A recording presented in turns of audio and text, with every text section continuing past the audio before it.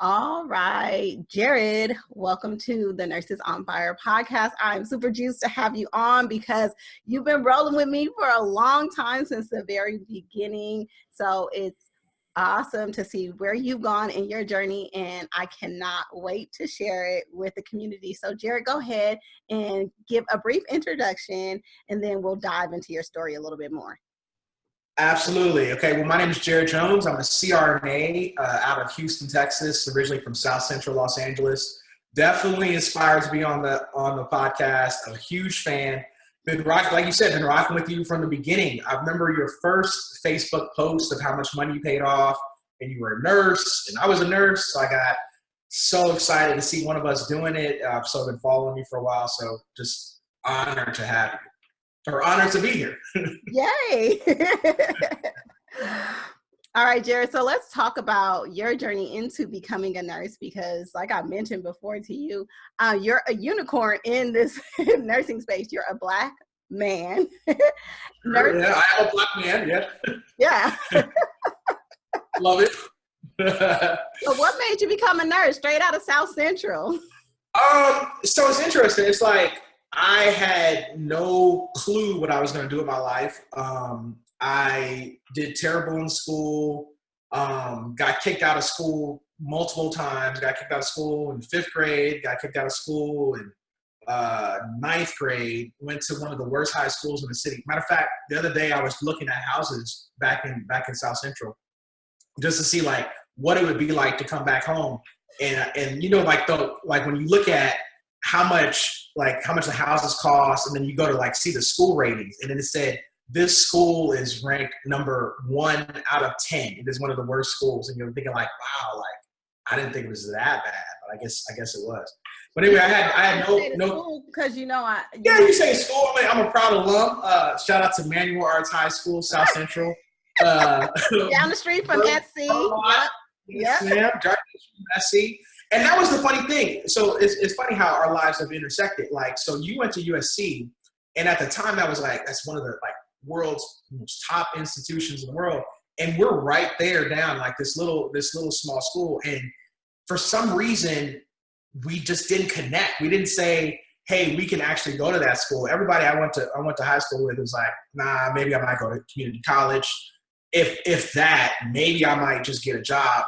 So, I mean, my school is literally named Manual Arts. Like, it trained our mascot as a plumber. Like, it's like, oh, Tommy Toiler. Like, so like I just kind of came up just not really thinking about what I was going to do with my life. I knew I wanted to do something. So USC's right down the street, have no idea how to get in, don't even apply. Number 1 school in probably the nation. And I applied to Los Angeles City College, which is a community college, which is further down Vermont if you go further down USC. And still don't know what to do. Still have no idea what I'm doing in my life. And my counselor at the time was like, hey, you seem like you're pretty smart, even though, you have no direction. There's an HBCU that I went to in Nashville, which I can get you a scholarship to. And I'm like, well, now I'm really trying to go to like UCLA because, you went to USC. I'm like, oh, I'm trying to go to UCLA. That'll be my dream. So at this point, I'm trying to figure out something to do. And I go to the community college, and she gets me this. I do well. I start getting my act together, start thinking about what I can do in my life, but still don't know. And somehow wind up at this HBCU in Nashville, Fisk University.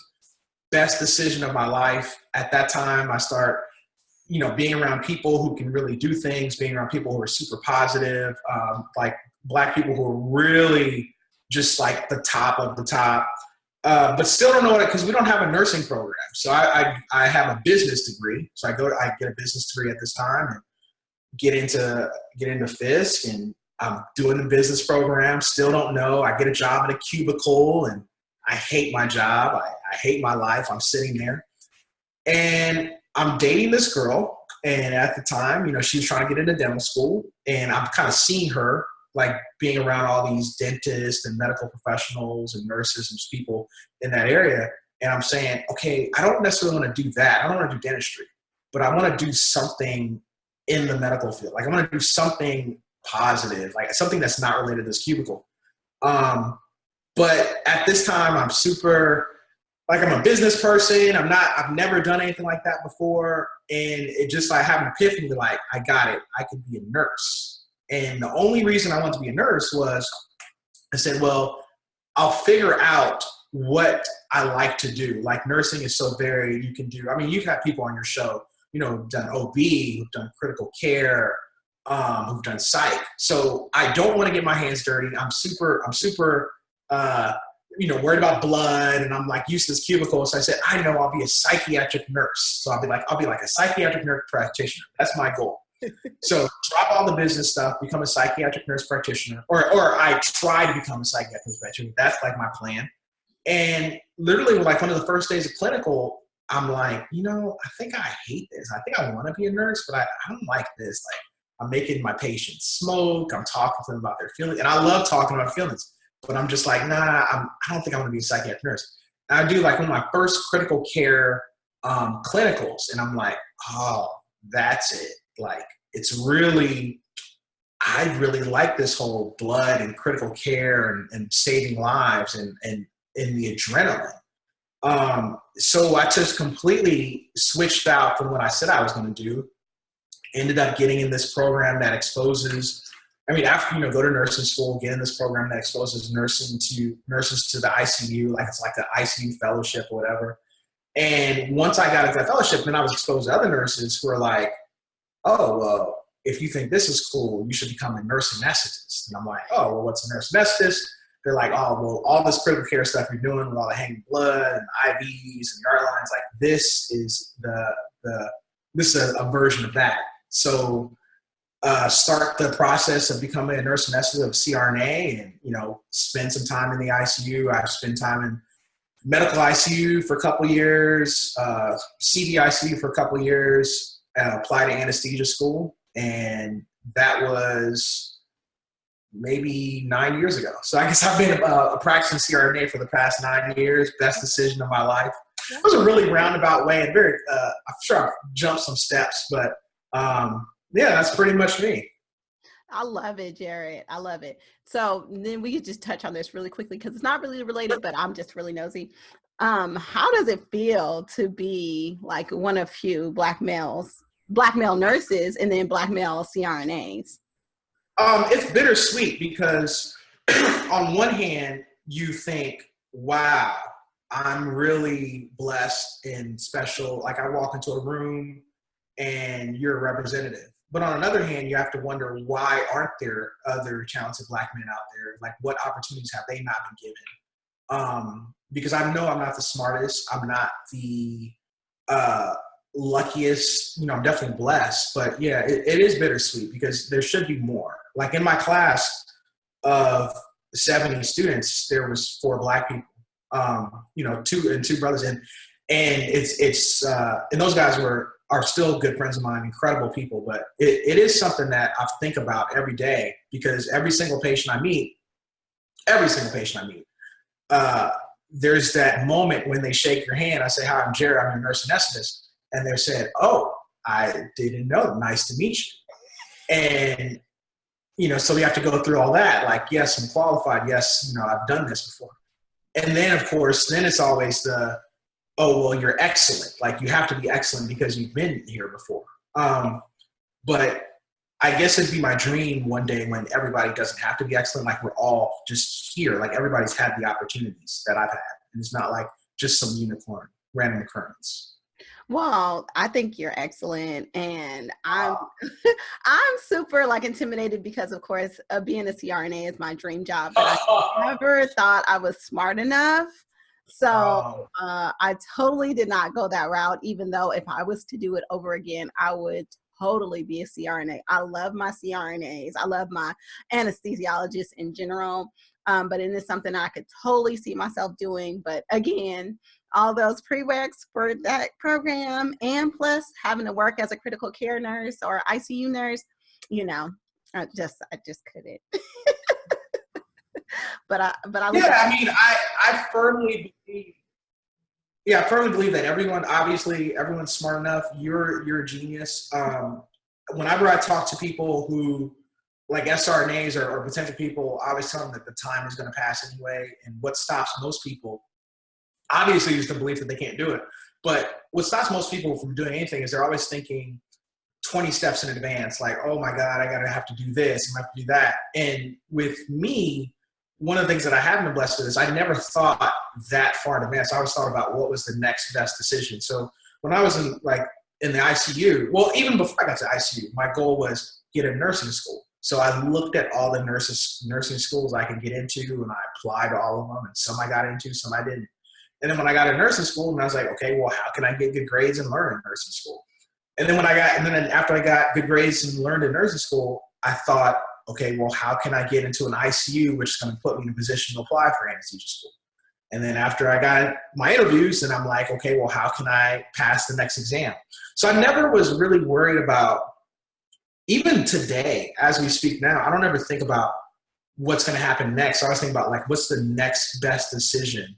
And I think just a lot of people just kind of talk themselves out of stuff and just think about all these things, or think about their past. Like, I didn't think about, oh, I came from one of the worst high schools in LA. Oh, I could have been shot. I could have been, gang banging. I always thought about what's next, what's the next best decision today.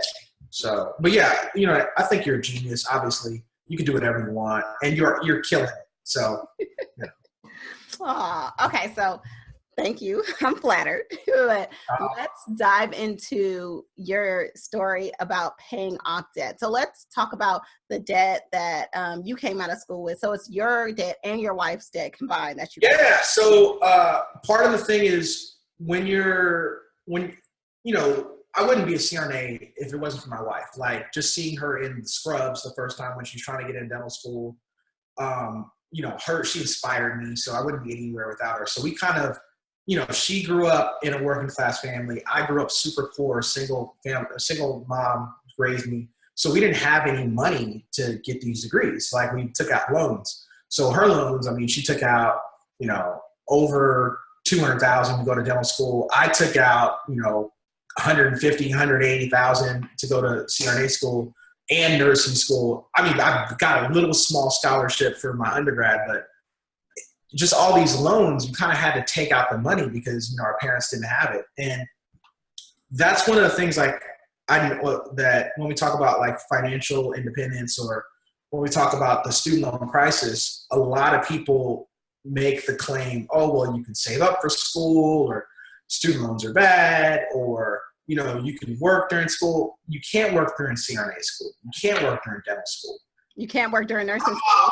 My mom didn't have $108,000, and her daddy didn't have $200,000. So, like, you basically have to make the decision that you're going to take out the loans with the expectation that you're going to be able to pay it back. So, in the return of the income, the return on investment of dental school and CRNA school, it can pay it back if you finish. Yeah. So I'm pro getting the right degree, and I'm pro taking out the loans and making sure that you pay them back, because once you pay them back, which is the journey I'm on now, then all that money is going to be going to my bank account.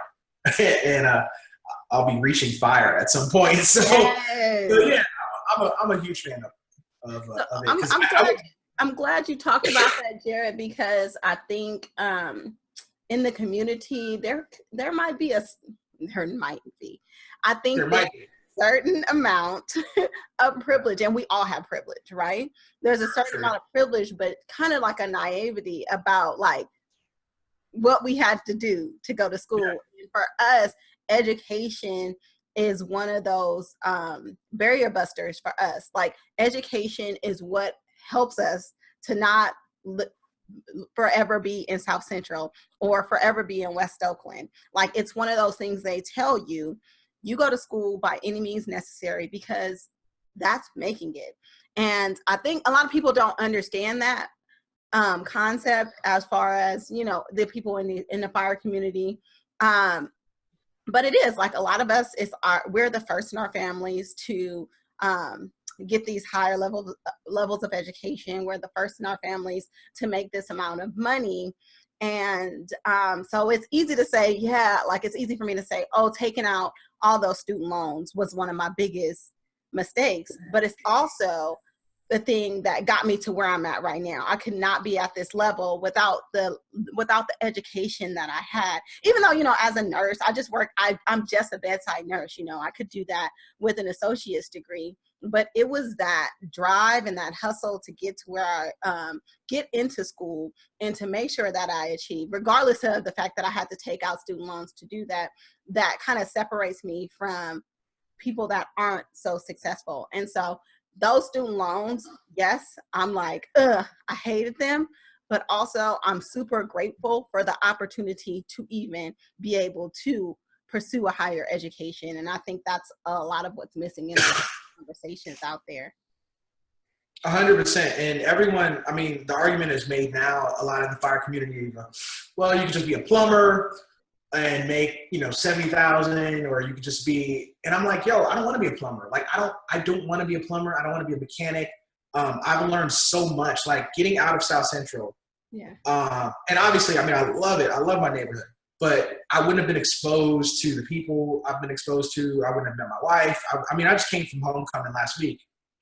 You know, if you ever go to like a Fisk homecoming or a Howard homecoming, I mean, you're around these like geniuses. Right. And I just feel like, because what's happened a lot is our mothers and fathers just told us get a degree at any cost. So a lot of us got liberal arts degrees. Actually, and that's happened to me too. Like, I had a business degree. It was business/philosophy. So I'm with you in the liberal arts struggle. Even though I learned a lot, and you know, some of my friends are professors and everything. So I understand non-marketable degrees. But just because there are non-marketable degrees does not mean that going to college is a bad idea. It's because now we're going to have a generation of kids who are going to say, well, I mean, even my son tries to hit me with, oh, I'm going to be a YouTuber full time. I said, okay. And I don't say anything. I was like, maybe I'm old. But I just feel like I've gained so much through the travels, and even paying back the student loans now has not been, it's actually, you know, helped my marriage, brought us close together, kind of put us on a straight path. So like, I've enjoyed the whole journey, like, you know, and wouldn't change anything about it. Yes, I love it. Enjoy the journey. So, yeah. So you guys, when you started your journey, how much student loans combined did you have?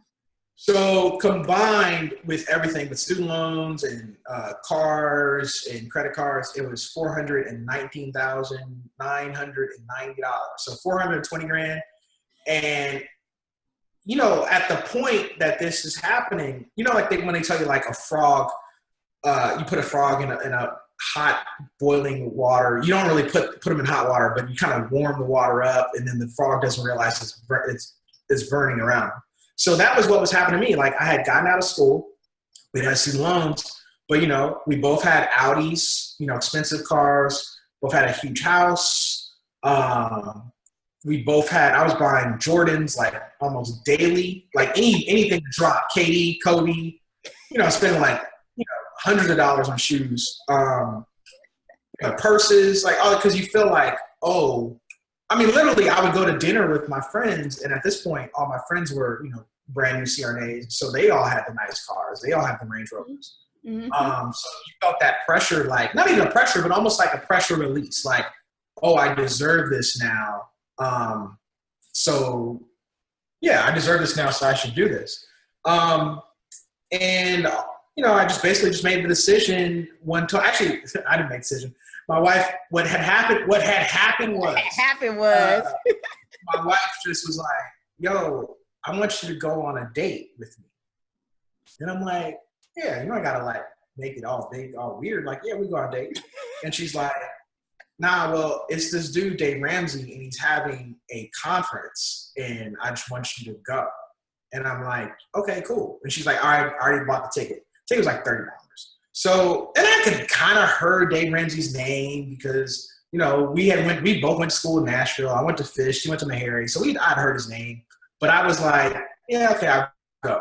So we go. So Dave has a SMART conference, and at the conference, like, he speaks, his daughter speaks, Chris Hogan, you know, like, and I don't know, it just kind of just hit me like, oh, if I pay off my debt, and then I don't have any bills, then I don't have to work. Like all my money can go to me, and eventually I could like retire like super early.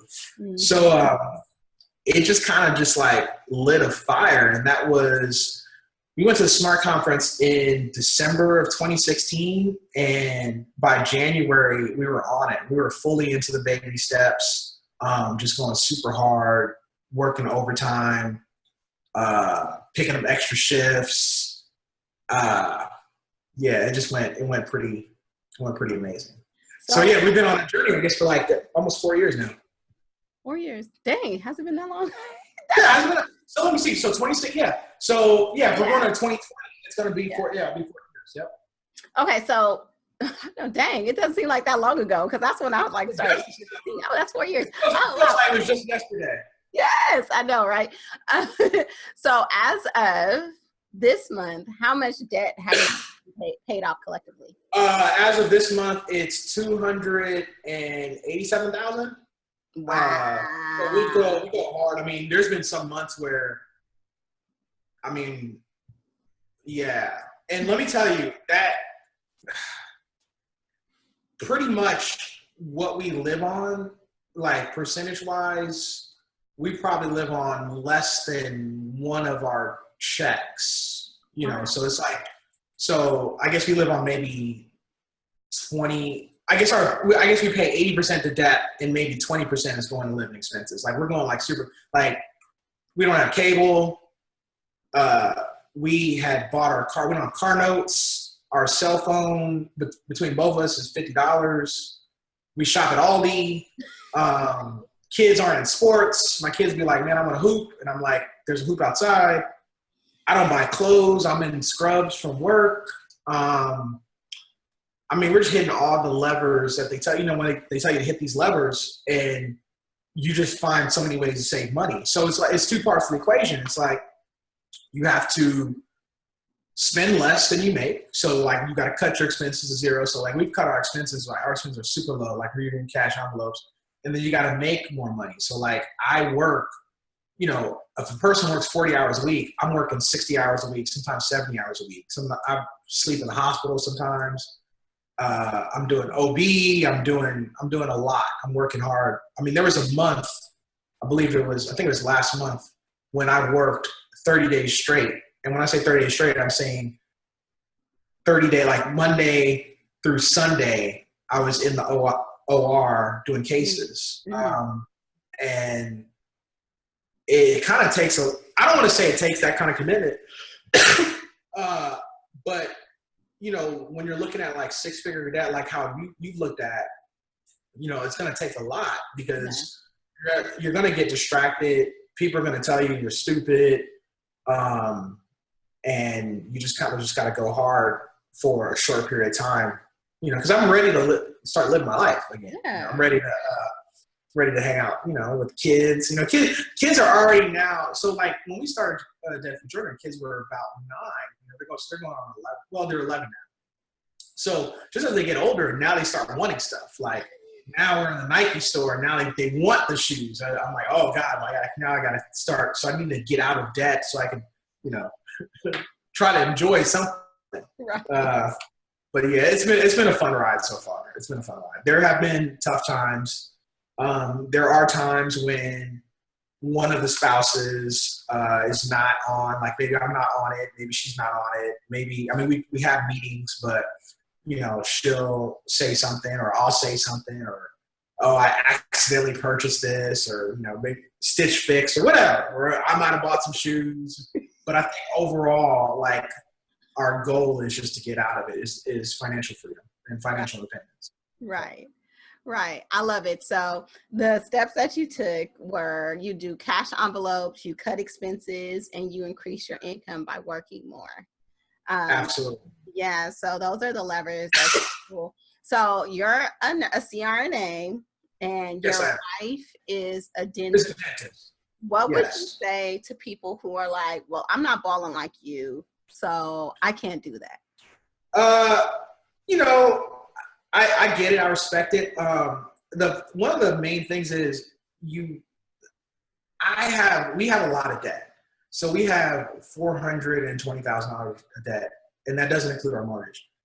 I don't think the average person has that debt. I think that we are an extreme case. Yeah. So for a person who says they're not balling like us, I would say I'm not like balling like you either. Like you probably might be looking at $30,000 of debt. So like our ratios might be similar. Right. You know, like you might have like a 1-to-1 ratio. Like you might have $200,000 of debt and make a $200,000 income, like 1-to-1. So they might have $30,000 of debt and have a $30,000 income. So the game is the same. The numbers are the same. You know, we're all in the same struggle on the same journey. And a huge thing in the debt-free community, you know, when people talk numbers, a lot of times, and I hate to be that dude to be like, numbers don't matter, but it's like the numbers really don't matter. It's really an individual thing. Like, so you can't look at somebody's numbers and be like, oh, well, they're doing that, so it doesn't apply to me. It's like we all have debt, so we're all going to, either one way or another, we're going to have to figure out how to make it work. And you just gotta make it work. So the same thing as somebody who has $30,000 of debt, and I have, you know, at this point, over 200. You know, we both want to be out of it. So, you know, see you at the finish line. I mean, I'm let's do it. Yeah, and I love that 1-to-1 ratio that you said. It's all about perspective, right? Yeah. Your net worth is probably about the same. I mean, dude, my net worth is like, super, super low. So, I mean, honestly, and even, I mean, it goes the same way. Like when if I'm on Instagram and I see somebody who's like, oh, I paid off $1,000, I'm like, man, dude, I would love to have that. And so everybody always feels the grass is greener. Like, I'm not over here super hyped that, you know, I'm looking at all this, you know, 6-figure debt. Like, I'm like, I have the same struggle as you do. So you know, it is what it is. Like we all have to just do the best we can and get out as quickly as we can. Yeah. Like I've been told several times that I'm not relatable, or what I'm going through is like rich people struggles. And I'm like, you know, I think that comes from a place of fear, and that's okay. But as long as you kind of recognize that and understand that I can't be totally relatable to everybody, I can't be all things to everybody, but there is something that I have shared that you can take and apply to your life, something that will help you, something that'll be beneficial to you. And I'm open to helping everybody. And I think that's what matters. And so like when people are just like, oh man, well, I don't make this amount of money, so I can't do that. Or, you know, well, oh my God, I couldn't imagine having that much debt. Well, I'm not struggling like that, so your information doesn't apply. It does. But take what works for you and use that. And then whatever doesn't work, just leave it. And that's kind of how I had to deal with those kind of people. But yeah, I think everything that you have done, anybody else can do. These are things that are super transferable. These are things that anybody can do. Anybody can operate on a cash system. Anybody can work extra shifts. Like what's stopping you from making more than $30,000 a year? Yeah. Anybody can budget, you know? So yeah, super important. So what's next, Jarrett? So once you finish paying off this debt, which you're going to do really soon. Yes, really soon, yeah. What December 2020. 2020? Hey. Yes, yeah. Wait, so you have like $200-something thousand of debt left in your Yes. So we are working extra hard. I'm working multiple shifts. I'm getting all the overtime. It's our busy season, so I'm working super hard. So we are throwing pretty much everything at student loans. That's basically our only bill. I mean, we have utilities and mortgage, but pretty much like all of our money goes to it. So everything my wife makes, everything I make, any extra shifts I pick up, any extra jobs I pick up, it all goes there. That's awesome. So when you're finished paying off this debt, the amount of money you'll have to just invest and just spend, that's hella money, Jarrett. Oh my God. I can't even imagine seeing a check and it being my money. Like, it's going to be like, I see all these people like on like, Facebook going on like trips and, people just buying stuff. Like, I'm like, oh dude, I can't wait. That'll be cool. So during this time, I know you're like super hardcore, like Dave Ramey. So Dave Ramey doesn't believe in investing while you're in debt, and you have a massive amount of debt. Have you stuck to that? Well, okay, so I love Dave. Dave is big bro. He's the homie. But there are certain things that I kind of had to steer away because of our income, and one of them was the investing. Because we're in a higher tax bracket, it's we had to keep our 401k in order to just get our taxes down. So like I still max out my 401k with the match. I still invest in my HSA to get my taxes down. So those are like the two main things, just because by the time like my age, like I'm 42. So by the time, I get to the end of the journey, I don't want to be sitting there with like $0 like in my 401k, especially with how the market is doing right now. Mm-hmm. So yeah, that's one of the things where I kind of steer against what Dave's saying.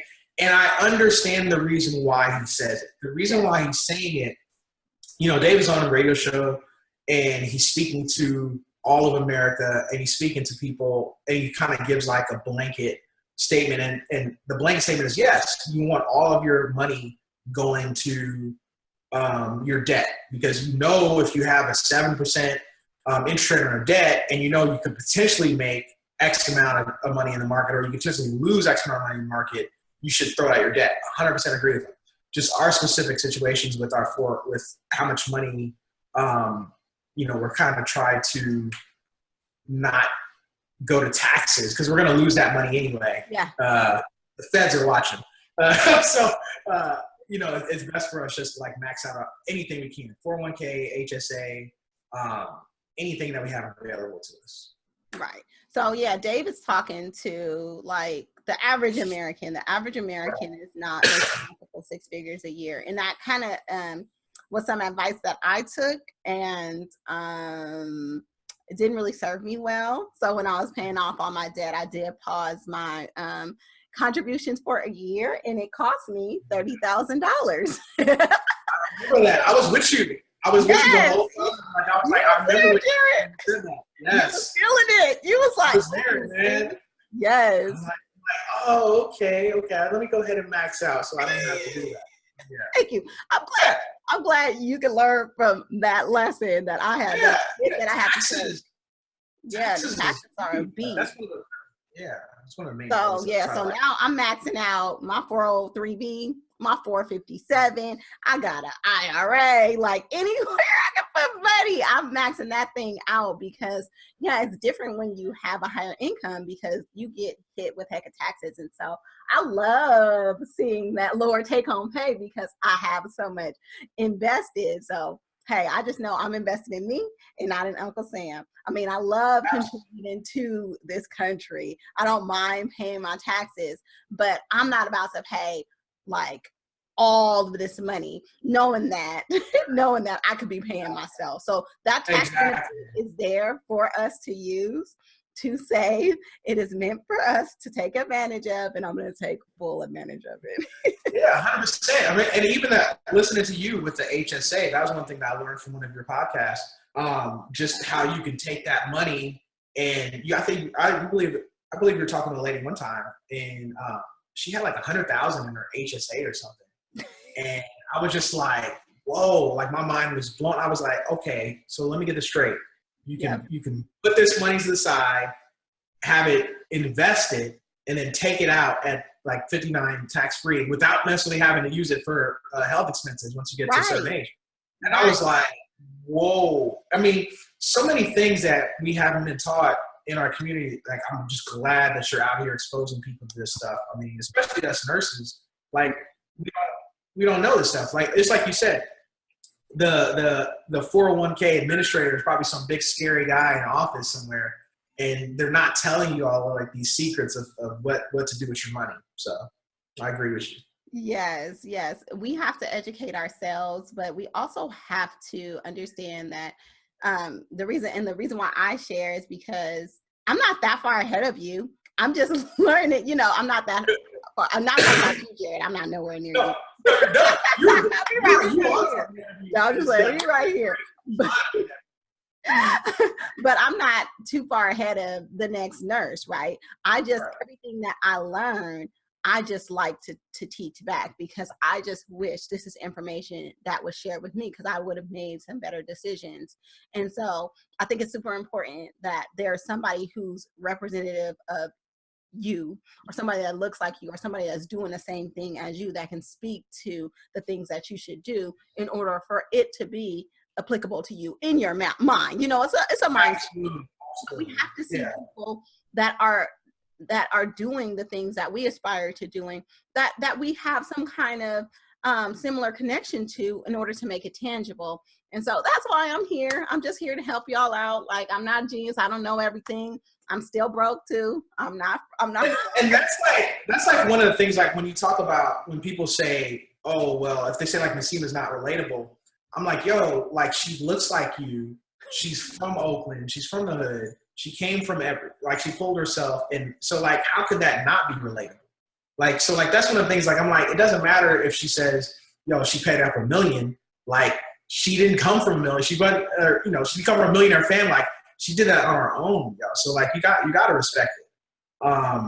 So I'm just glad. And I'm glad that the next people who come after us, they're going to be on a whole nother level, like standing on your shoulders, like picking up all the game that you're talking about. So it's a good thing. It's a good thing that you're doing. Well, thank you. And I just feel like it's my obligation. It's my way of paying back, giving back. And I was always taught that when you leave the situation, the hood, when you leave the hood, your obligation is to give back. And so I'm always looking for a way to serve. Best believe I don't make any money. Any of this stuff that I do is really out of just service for, wanting to see our next generations, or just people, just even our, cohorts do better. Like, absolutely. Like we would be failures if like the door is open and then the door is shut behind us. So, and then like one of my favorite lines, huge Jay-Z fan, I love when he says like, the streets said you can't come back home. When I heard that when I was back home. So I'm glad that like we don't like, we still keep it open, because somebody helped us. Like, definitely a lot of people helped me, bro. A lot of people. Yeah. They're still helping me. Right. Same here. So I'm constantly learning. I'm constantly looking for opportunities to learn and grow. But in also doing that, I'm constantly looking for opportunities to share and pour back into people who are just one or a couple steps behind me, because that's my duty and that's my obligation. And I just being on this path has been so powerful and so freeing, and has opened up so many doors for me that I couldn't even imagine. And this is something that anybody can do. And it might look different for you. And it should look different for you, because, we're different people. But I just encourage everybody to not only just go on a path to financial freedom, but just to be intentional about all the decisions that you make in your life, and always try to strive to do better. And then in that process, strive to teach others. But being in this community and being exposed to such amazing people has really benefited me. And I know it's going to benefit my kids and just other generations to come. So I'm super honored to even have the opportunity to get to know you, Jarrett, especially because I mean, like I said, like honestly, like Jarrett has been rocking with me since my very first post, right? Like from the beginning. Yeah, you were the first financial person I really met. Because that was the thing. We got to take it way back. At this point, I met you in probably 2017, super early. Yeah. At this point, it was Dave Ramey who was like, somebody like a mythical giant or whatever in this space, whatever. But you were the first, like when I saw your post saying like you paid off all the money, you were the first person who actually looked like me. This was before, you know, I knew about Rich and Regular or His and Her Money, like all the Jamila Journey Launch. Before I knew any of them, you were the very first person who looked like me, who was a peer that I can look to, especially as a nurse. Like I'm like, oh, she does this thing. Like if she's getting it, I can get it. And so like that's super. I mean, I always remember before you even did a podcast, I just remember like, wow, like I'm going to do it. And, you know, we're getting close. I mean, we're like a year out. I've been excited to just follow you. Yeah, I mean, you've definitely done it. Definitely done it. Well, I'm coming to Houston when you pay off, and we're going to have a party. Yes. You're welcome. You're welcome. I can't wait. Yes. Yes, Please. I will. Yes, yeah. We'll take care of you. Hey. Well, Jarrett, it has been an honor to have you on the podcast. I hope to have you back when you pay off your debt. Thank you. Will do. I'm going to see you next year in 2020. Hey, 2020. That's where it is. Yeah. Starting the new decade off right. And before the decade is over, I know you're going to be a multimillionaire. So, you know. Yeah, we're going to speak that into existence. I like that. I mean, it has to be. It has to happen. It is written. I like that. Destiny. All right, Jarrett. Well, it has been an honor, like I said. I look forward to seeing you on all the socials. Look forward to watching you along your journey. And I appreciate you so much for taking the time out to join me on my podcast. Thank you. Thank you for having me. All right.